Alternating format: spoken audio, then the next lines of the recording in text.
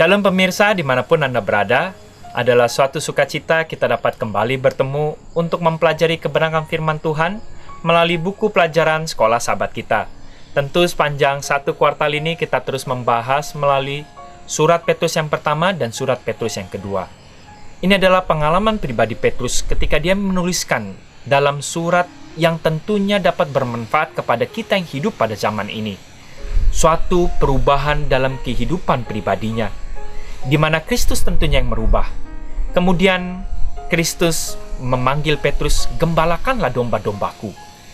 Inilah yang kita pelajari sepanjang satu kuartal ini, untuk kembali juga mengingatkan kepada kita panggilan Tuhan yang sama, yang juga kasih-Nya yang dapat mengubahkan kehidupan Petrus, merupakan kasih yang sama juga, yang dapat merubah kehidupan pribadi lepas pribadi kita. Biarkanlah, sebelum kita mempelajari pelajaran kita hari ini, kita juga rindu agar kita dan seluruh keluarga kita dirubahkan. Undang setiap orang yang rindu untuk mempelajari. Dan jangan lupa juga, siapkan Alkitab berada dekat kita, sehingga kita juga dapat membaca secara pribadi ayat-ayat yang kita akan bahas dalam pelajaran hari ini. Judul pelajaran kita pada hari ini adalah Iman dalam Menghadapi Kematian. Tentu daripada kebanyakan kita yang hidup saat ini, adalah satu hal yang menakutkan ketika kita mau mengalami kematian. Tapi hari ini kita akan belajar. Petrus juga mengalami hal yang sama, tetapi dia menghadapi sebuah kematian dalam iman kepada Kristus. Apa yang kita dapat pelajari untuk pelajaran pada hari ini? Yang pertama kita dapat membaca 2 Petrus 1 ayat 12 sampai yang ke-15. 2 Petrus 1 ayat 12 sampai ayat yang ke-15. Saya akan bacakan ayat 12. Karena itu aku senantiasa bermaksud mengingatkan kamu akan semuanya itu, sekalipun kamu telah mengetahuinya dan telah teguh dalam kebenaran yang telah kamu terima. Aku menganggap sebagai kewajibanku untuk tetap mengingatkan kamu akan semuanya itu selama aku belum menanggalkan kemah tubuhku ini, ya. Sebab aku tahu bahwa aku akan segera menanggalkan kemah tubuhku ini, kata Petrus, sebagaimana yang telah diberitahukan kepadaku oleh Yesus Kristus, Tuhan kita. Tetapi aku berusaha supaya juga sesudah kepergianku itu, kamu selalu mengingat semuanya itu. Ya. Apa yang ingin Petrus coba sampaikan di sini?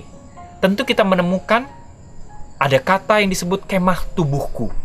Apa yang ingin sebenarnya Petrus coba ingin sampaikan mengenai dia meninggalkan kemah tubuhnya ini?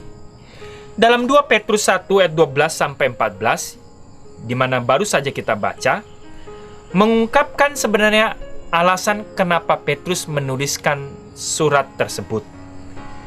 Petrus berpikir bahwa tentu dia akan mengalami sebuah kematian, atau dia akan segera mengalami hukuman mati. Dia akan mengalami keadaan di mana dia harus meninggal.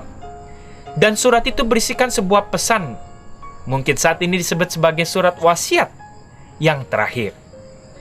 Petrus berpikir bahwa dia akan segera meninggal, terungkap sebenarnya lewat kalimat dalam ayat 13 sampai ayat 14 tersebut, selama aku menanggalkan kemah tubuhku ini. Sebab aku tahu bahwa aku akan menanggalkan kemah tubuhku ini, yang terdapat di dalam ayat yang baru saja kita baca. Dia memberikan sebuah ibarat tubuh ini dengan kemah.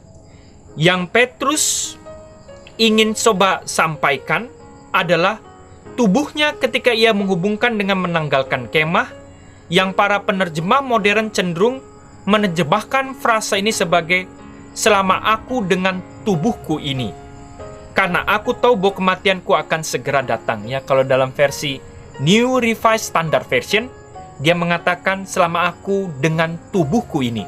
Ya, kalau terjemahan baru tadi kemahku. Ya, tapi ini maksudkan adalah dia akan meninggalkan kehidupan ini. Tidak ada dalam bahasa Petrus yang menunjukkan bahwa ketika Petrus menanggalkan kemah atau tubuhnya, jiwanya akan terus hidup sebagai wujud yang terpisah. Tentu, kita juga harus mengerti.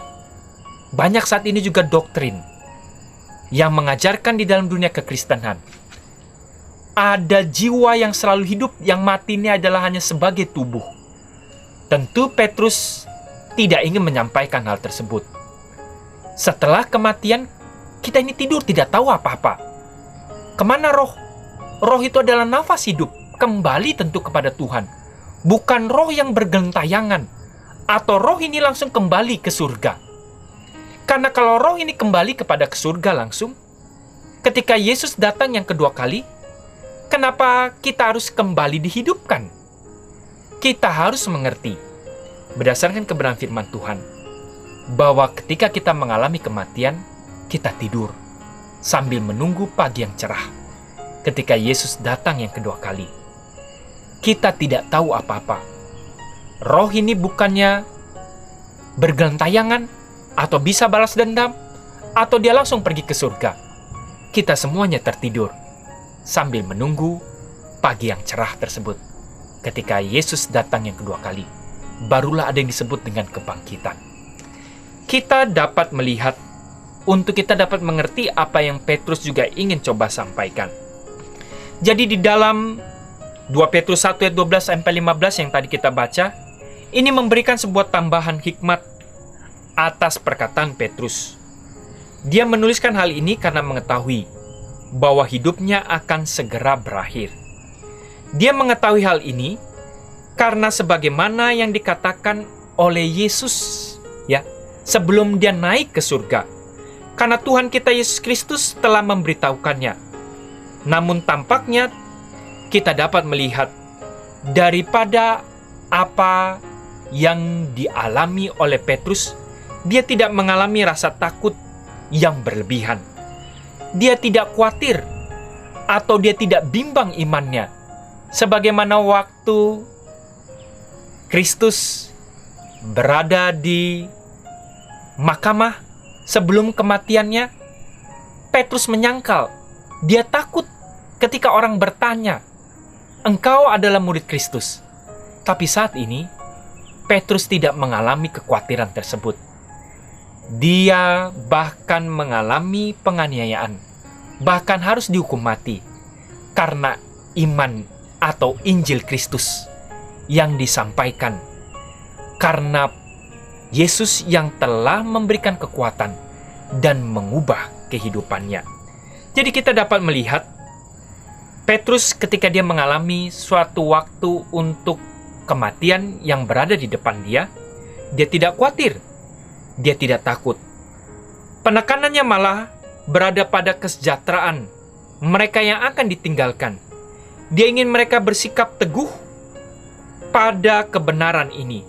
Dia menuliskan nasihat, "Jikalau aku telah tiada, berpeganglah teguh, sebagaimana aku bertahan sampai akhir." Jadi dia mengatakan selama ia masih hidup, ia akan terus memberikan nasihat agar tetap setia di dalam kebenaran. Kita dapat melihat di sini suatu realitas mengenai pengalaman Petrus dengan Tuhannya. Dan dia mengalami sebuah pertumbuhan. Dan pengetahuan akan Tuhannya itu merubahkan kehidupan Petrus. Benar, ia akan segera meninggal. Dan itu juga bukanlah kematian yang menyenangkan. Kita dapat membacanya di dalam Yohanes 21 ayat 18, ya. Yesus telah memberikan suatu amaran atau suatu kekuatan sebelum dia pergi untuk naik ke surga. Yohanes 21 ayat 18 kita dapat melihat bagaimana Yesus memberikan kekuatan kepada Petrus. Yohanes 21 ayat 18. "Aku berkata kepadamu, ya, sesungguhnya ketika engkau masih muda, engkau akan mengikat pinggangmu sendiri, dan engkau akan berjalan kemana saja engkau kehendaki. Tapi jika engkau sudah menjadi tua, engkau akan mengulurkan tanganmu, dan orang lain akan mengikat engkau, dan membawa engkau ke tempat yang tidak kau kehendaki. Dalam hal ini dikatakannya untuk menyatakan bagaimana Petrus akan mati dan memuliakan Tuhan. Sesudah mengatakan itu, demikian ia berkata kepada Petrus, "Ikutlah aku." Apa yang Yohanes tuliskan ini adalah sebenarnya perkataan-perkataan Petrus terakhir. Petrus dikuatkan dan Petrus menyadari setelah dia mengalami perubahannya, dengan penuh sukacita dia mengabarkan Injil. Walaupun dia tahu dia akan mengalami suatu kematian yang secara kedagingan manusia ini tentu menakutkan, tidak menyenangkan. Tapi Yesus selalu beserta dengan setiap anak-anaknya. Inilah yang memberikan kekuatan kepada Petrus, sehingga dia tidak khawatir dan tidak takut. Begitu juga dengan kehidupan kita tentunya. Di tengah setiap kesukaran-kesukaran kehidupan ini, kekuatan yang sama yang Yesus sampaikan, "Aku akan menyertai kamu sampai kepada akhir zaman," adalah sebuah pengharapan yang sama. Walaupun keadaan-keadaan sulit yang mungkin akan kita alami, tapi janganlah kita khawatir dan melemahkan kita. Sejauh kita tetap takut akan Tuhan, dan kita bekerja untuk selalu menjadi terang di dalam kehidupan ini, untuk dapat mengabarkan kabar baik kepada setiap orang yang berada di sekitar kita. Kita tidak perlu khawatir, kita tidak perlu takut, karena Tuhan yang sama yang selalu beserta dengan kita. Jadi kita dapat melihat bahwa yang diangkat dalam Yohanes 21 ayat 18, Yesus memberikan amaran sebelumnya untuk memberikan kekuatan kepada Petrus. Perhatiannya tidak mementingkan diri adalah demi orang lain. Sesungguhnya Petrus adalah sosok yang menghidupkan iman yang diajarkannya. Jadi, iman adalah suatu proses yang terus bertumbuh sampai kepada kematian kita. Kita dapat mempunyai suatu kedamaian ketika kita menghadapi kematian yang merupakan bagian daripada hidup yang fana ini. Kita tidak perlu takut dan kita tidak perlu khawatir. Jadi ada suatu pelajaran tentunya kepada kita. Tentu selagi kita hidup, kita harus memberikan suatu pengharapan. Dan kita harus terus bertumbuh di dalam iman kita. Iman yang bertumbuh akan menuntun kepada suatu iman yang penuh pengharapan sampai kematian yang akan menjemput kita. Apapun itu, baik dalam keadaan suka, keadaan duka, biarkanlah kita selalu bergantung sepenuhnya.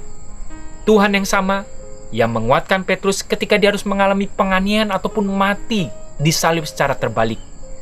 Tuhan yang sama akan memberikan kekuatan di dalam kehidupan setiap anak-anaknya dan penuh dengan sukacita walaupun mengalami penganiayaan. Kiranya pelajaran ini dapat menjadikan berkat kepada kita semuanya dan seluruh rumah tangga kita. Tuhan memberkati.